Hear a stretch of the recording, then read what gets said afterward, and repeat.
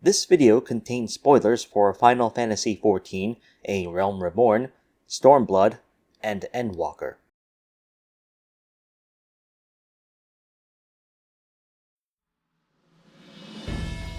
When the Garlean Empire marched upon its bloody road to conquest, some knelt in submission, knowing that the juggernaut of Magitech and uncountable legions could not be stopped by their paltry efforts. Others drew their swords in defiance, refusing to give up their freedom without shedding blood, theirs or Imperial. It was no different when Garlemald came to the west. Upon the soil of Eorzea were planted 3 banners: the Order of the Twin Adders, the Maelstrom, and the Immortal Flames.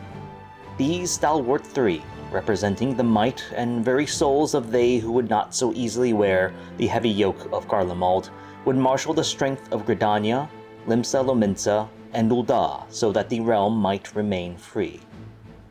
I shall tell you the tale of the 3 Grand Companies of Eorzea, those bands of brave men and women who hurled themselves against the serried ranks of Garlemald time and time again to oppose tyranny.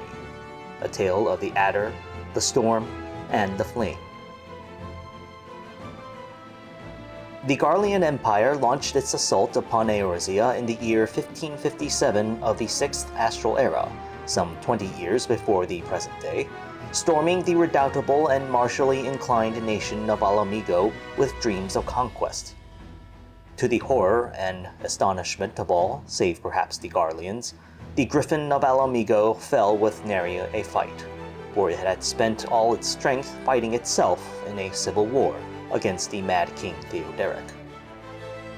The other Eorzean city-states scrambled to take up arms themselves, for each refused to bend the knee before Garlemald's banner.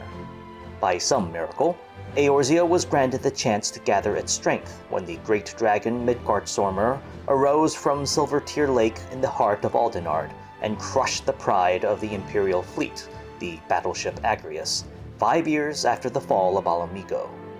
This devastating loss, as well as news that the so-called beast tribes of Eorzea were incarnating their gods as weapons of destruction, forced the Garleans to stay their hand for some time.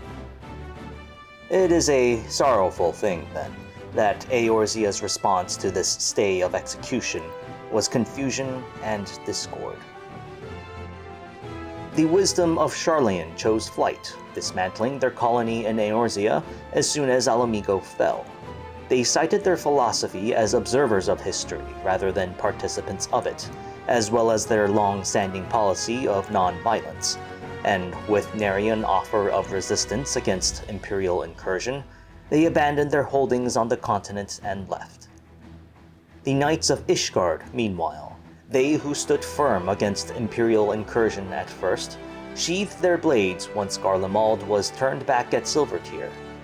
Half of Eorzea's city-states were no longer part of the war, yet war ever remained at the foot of Eorzea's doorstep, even as an eerie calm settled over the land. All knew the hammer of Garlemald would fall once again. It was only a matter of when. It was during this time that a company of scholars set foot upon the westernmost continent. They hailed from Sharlayan, but not with the blessing of that city's ruling council. No, by stepping into the arena of war between Eorzea and Garlemald, they knowingly breached Sharlayan's laws and the will of its forum. Yet they came to Eorzea's aid regardless. Calling themselves the Circle of Knowing, and led by the already esteemed Louisoix Leveilleur, they denounced their nation's retreat as shameful cowardice. In the words of Master Louisoix, to ignore the plight of those one might conceivably save is not wisdom, it is indolence. With their mission of salvation thus in hand, the Circle approached those Eorzean nations willing to heed their advice, and offered what help they could, warning Eorzea of the oncoming storm that was the 7th Umbral Calamity, and advising them of how to best prepare for it. One idea presented by the Circle was to revive the Grand Companies. Those Eorzean cities that answered the Circle's call were in much need of reorganization and centralization of their resources.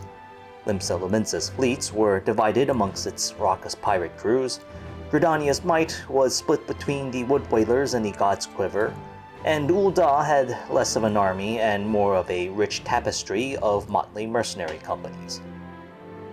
To survive the oncoming calamity, each nation would require a single point of command from which it would marshal its economic, military, and technological power in an efficient manner, and in the final year of the Sixth Era, those nations would establish their Grand Companies. These companies proved so useful, and the calamity so devastating, that Ul'dah, Gridania, and Limsa opted to usher in their pre-existing military forces under the banner and command of their respective companies, though those pre-existing units maintain a large degree of independence still.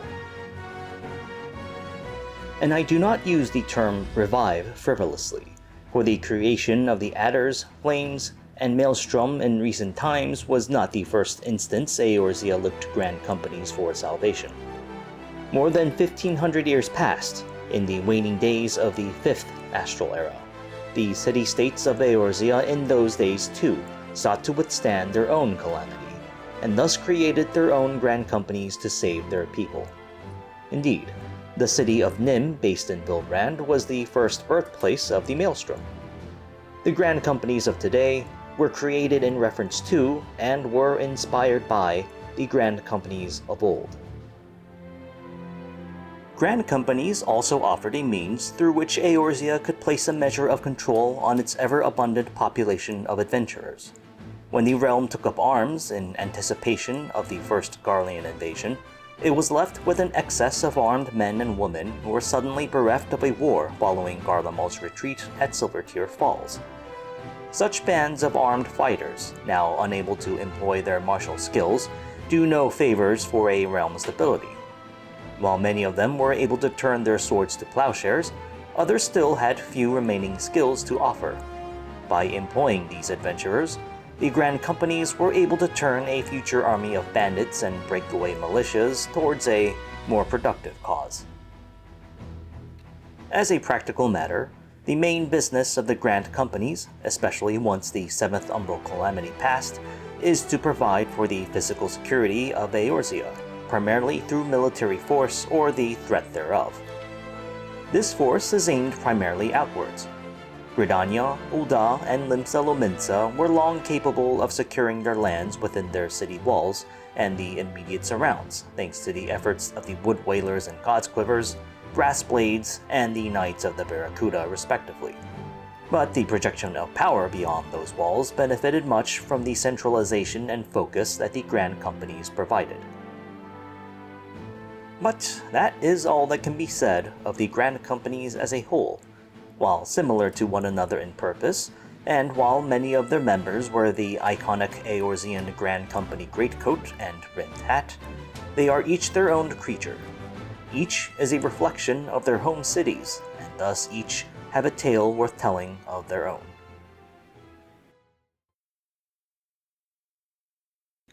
To the ordinary men and women of Ul'dah, the immortal flames are heroes.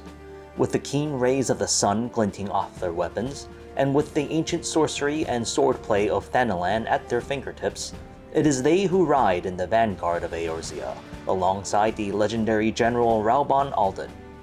To march under the banner of the flames is to be one of Ul'dah's finest. In their previous incarnation, they were no less illustrious.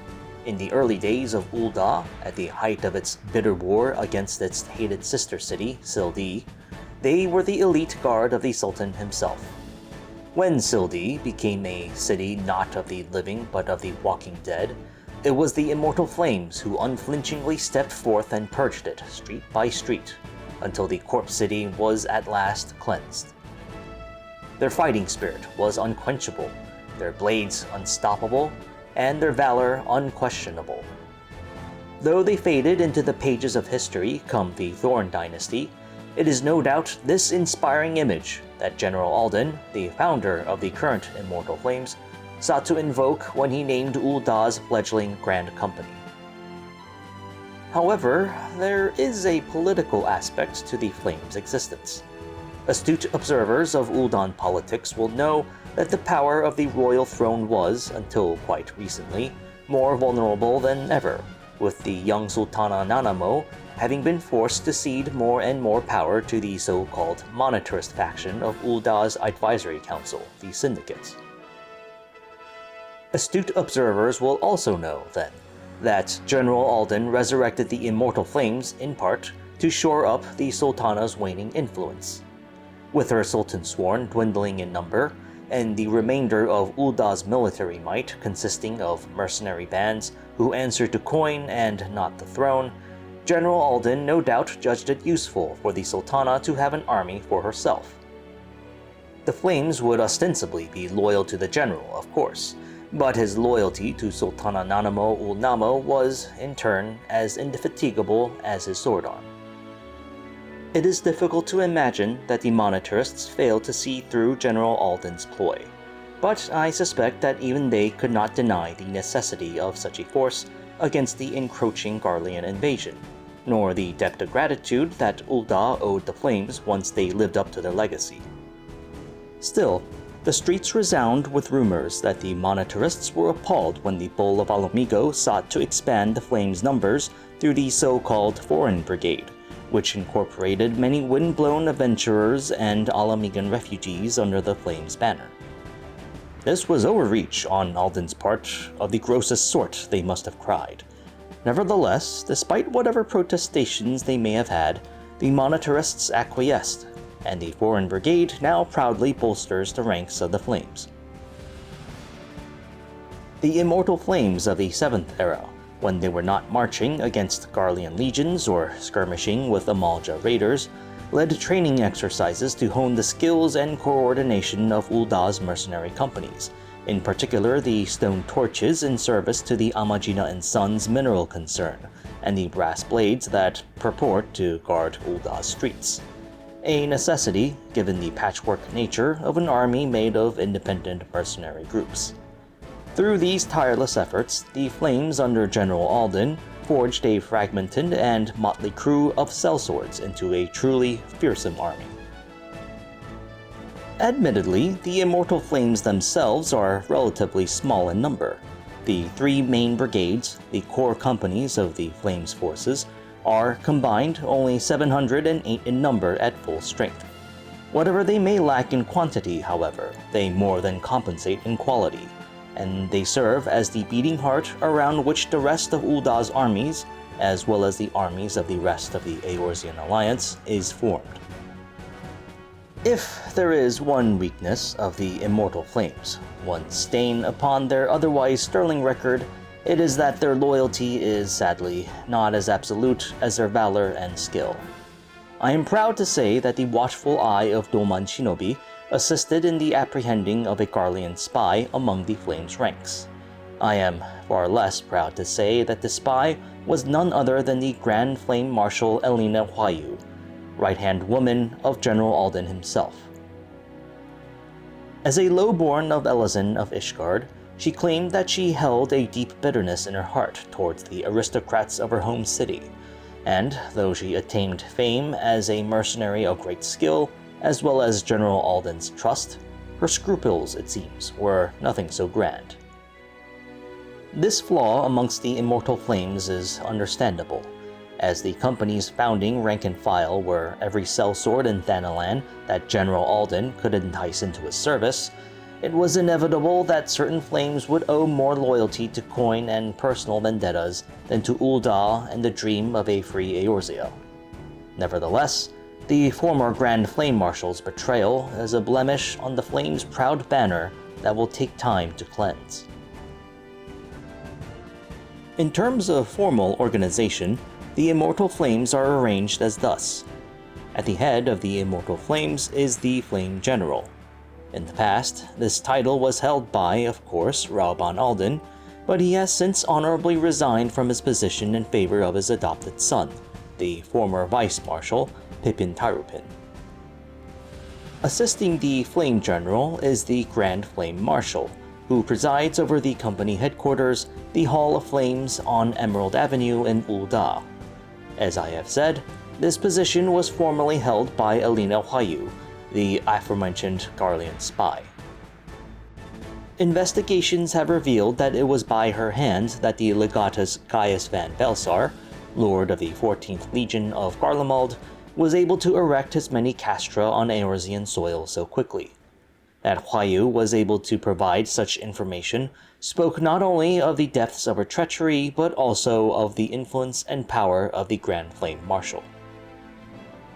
Under the Flame General's direct command are the Bloodsworn, the elite among the Flame's elite. Where the Flame General goes, the Bloodsworn follow. Forming the heart of the Immortal Flames are the main brigades, of which there are 3. Aptly named the 1st, 2nd, and 3rd main brigades, as previously mentioned, they are few in number, a mere 708 when all 3 brigades stand combined. Bolstering their number are the 2 foreign brigades, the Alamegan Brigade, offering work for Alamegan refugees who were accustomed to earning their daily meal through skill at arms, and the Free Brigade, harnessing Thanalan's share of the ever-present riot of adventurers in Eorzea. The other, more independent armed bodies and mercenary companies of Ul'dah, such as the Sultan's Sworn, Brass Blades, and the Stone Torches, are not formally under the direct command of the Flame General. Nevertheless, the Flames do not hesitate to call upon them when needed, and these forces will muster to defend their nation when that necessity arises. In exchange, as previously mentioned, the Immortal Flames provide quality training to further bolster the Brass Blades and Stone Torches' effectiveness in battle. Where the Immortal Flames are unmatched in the quality of their infantry, the Maelstrom offers naval might to keep Eorzea's seas secure. Their history begins more than 16 centuries ago, in the waning days of the 5th Astral Era. In those days, a deluge of water, whose like had never been seen before or since, threatened to swallow the realm whole. Amidst the warring city-states that dotted Eorzea in the 5th Era was Nim, a nation located in what is today Vilbrand. Compared to the ominously vigilant Amdapor and the power-hungry mania of Mach, Nim was a humble nation of academics and stalwart marines, seeking mostly to survive the turmoil of that era. Alas, the Nimians had already been greatly diminished by a plague that had devastated its population, with no time to recover before they were forced to save themselves from the oncoming storm. Nim, like so many of its neighbors in those days, had mastered its own school of sorcerous arts, and they used it to great effect in saving their people. Relying one last time on their magical geometries, the mages of Nim constructed a great magical web that brought forth a colossal whirlpool in what would later be named Galadian Bay. This whirl, in turn, would swallow much of the incoming tides and allow their people to find refuge in the highest of Vilbrand's mountains. This grand endeavor they called Operation Maelstrom. By the end of the 5th Era, Nim was no more, its fair city left underwater and its population either cursed or scattered to the winds. Yet the Nimians, in the end, lived on in defiance of extinction. It is fitting, then, that Admiral Merlvib Blefiswin sought to harken back to that fabled operation when she established Limsa Lominsa's Grand Company. A ferocious name at first glance, but one that promised to save Limsan lives from the looming threat of the 7th Calamity. In founding the Maelstrom, she also declared herself the Chief Admiral, the Supreme Commander of the Grand Company, thus bringing together all of Limsa Lominsa's formal military might under her personal rule. Orders to the rest of the Maelstrom are sent through Maelstrom Command. The Maelstrom of today encompasses the formal military forces of Limsa Lominsa, of both land and sea. 2 pillars form its foundation, the Crimson Fleet and the Privateers. The Crimson Fleet represents the sea-based portions of Limsa Lominsa's standing military might. It is divided into 5 squadrons, each named after one of the 5 seas that surround Eorzea. First Squadron, Galadian. Second Squadron, Bloodbrine. Third Squadron, Merylthor. Fourth Squadron, Indigo. And Fifth Squadron, Ash. In total, the Crimson Fleet consists of 34 ships of various sizes and classes, ranging from the mighty war galleasses to the reliable and far more common galleys, as well as the galleasses and galleons sitting somewhere in between. The first squadron possesses the most ships, 10 in number, as well as the only 2 war galleasses in Limsa Lominsa's possession. In contrast to the formalized and professional naval forces of the Crimson Fleet, the privateers represent those pirates who eagerly answered the Admiral's call to defend Limsa Lominsa while not formally joining the Crimson Fleet itself, as well as armed merchant ships that were requisitioned by the Admiral for the war effort, and retired warships refit and repurposed for battle anew. Joining the privateers' number is also the foreign levy, those adventurers not born of Limsa Lominsa who joined to supplement its terrestrial forces. The naval portion of the privateers are divided into 3 groups: the black sails for those ships suitable for direct assault, the war sails for those ships more appropriate for bombardment of the enemy from afar, and the trade sails, ships that ensure that food, munitions, and medicine are readily available where needed. The foreign levy, in particular, is there not merely to add more sword arms to Limsa Lominsa's land armies, but are also called upon to address a perennial weakness in Limsan martial might. As a nation of sailors, the children of the Galadian have never been famous for fielding legions of disciplined infantry, fighting shoulder to shoulder on dry earth. Better to hire battle-hardened adventurers more accustomed to such things than to press pirates, who spent their lives on a rocking deck than on mud and soil, into service they are not suited for. As for the rest of the pirates of Limsa Lominsa, they who did not formally become part of the privateers or the Crimson Fleet, the precise relationship between them and the Chief Admiral is a murky one. In the eyes of the law, the Chief Admiral has the power to command all ships in Lominsan waters. In the eyes of certain pirates, the man or woman with the power to command a ship is the one who has the respect of its crew, legal pronouncements be damned. From what I can discern, it seems that these pirates will not readily obey the commandments of the Chief Admiral the way a private or an officer of the Crimson Fleet would. Yet, they love Limsa Lominsa all the same, and so, should a threat to the city-state arise, even the more anarchic pirates of Limsa Lominsa will come to her defense at the Chief Admiral's behest, at least for the time being. The Yellow Jackets, once the infantry portion of the Knights of the Barracuda, the previous face of Limsa Lominsa's standing military, are now ostensibly part of the Maelstrom, but they are afforded much independence while they serve as the peacekeeping force of Limsa Lominsa. Enforcing the laws and the peace of the city, they are a common sight when trouble is afoot in Limsa Lominsa's streets. Last, but certainly not least, is the Order of the Twin Adder, whose seat is in the verdant boughs of Gridania. Like its fellow Grand Companies, the Order of the Twin Adder drew its symbols and meanings from Eorzean history. Where the Immortal Flames embodies heroism and the Maelstrom embodies salvation, the Adders embody unity in the face of danger. The tale of the Adders began more than 1 century ago, during the Autumn War. The war is a yarn worth telling in its own right, but suffice it to say that the ambition of King Manfred of Alamigo drove him to declare possession of the East Stroud region as his, and send forth his armies to enforce his claims.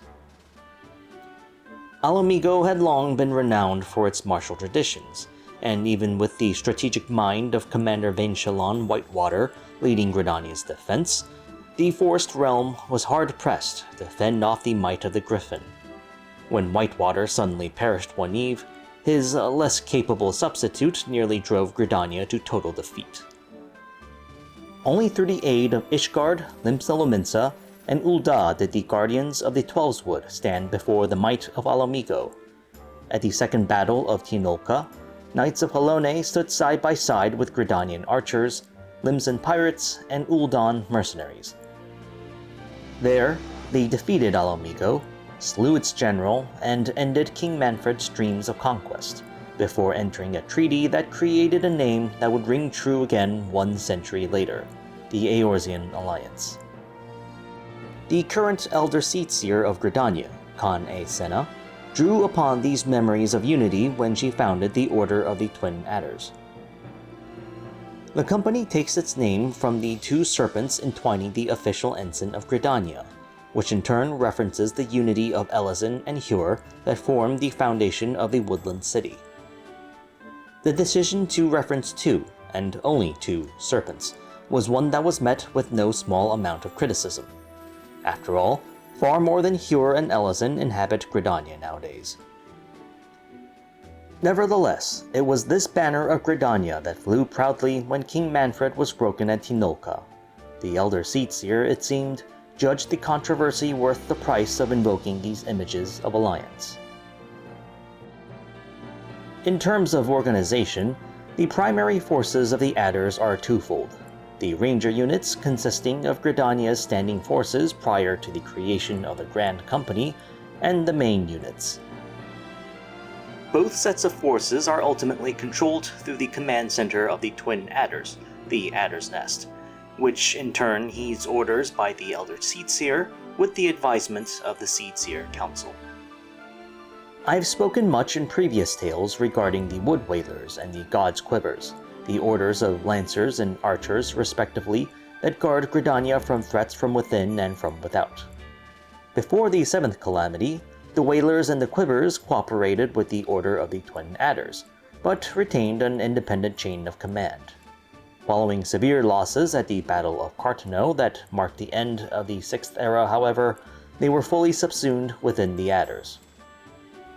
The main units, in the meanwhile, consist of 5 groups, each named after one of the 5 gates granting entry into Gridania. The Blue Badgers are engineers and sappers, often recruited from Gridania's botanist, carpenter, and leatherworkers guilds. Where foraging or craftsmanship is needed, the Blue Badgers are called upon to provide their services. The Red Otters are an elite combat unit, drawing from the finest of those offered by the Lancer, Archer, and Conjurers guilds. The Black Boars offer logistics and support for Gridania's forces, ensuring their comrades in arms are ever well fed and well supplied. The White Wolves provide training and recruitment services for unblooded youths, bolstering the Adder's numbers and guiding them through their inexperience. And lastly, the Yellow Serpents, consisting of myriad adventurers from outside Gridania. Few know the Twelveswood as well as the Forestborn, yet this familiarity with their woodland realm comes at a price. They are ill-equipped and ill-trained to fight outside of Gridania's borders. As with the Maelstrom's reliance on the foreign levy to shore up its weaknesses with land battles, the Adders look to foreign adventurers for their expertise in fighting battles beyond the shade of a forest canopy. The Adder, the Flame, and the Storm. 3 names that will surely leave their mark upon the ongoing tale of Eorzea. They were born in the looming face of war and within the bosom of hopes for salvation.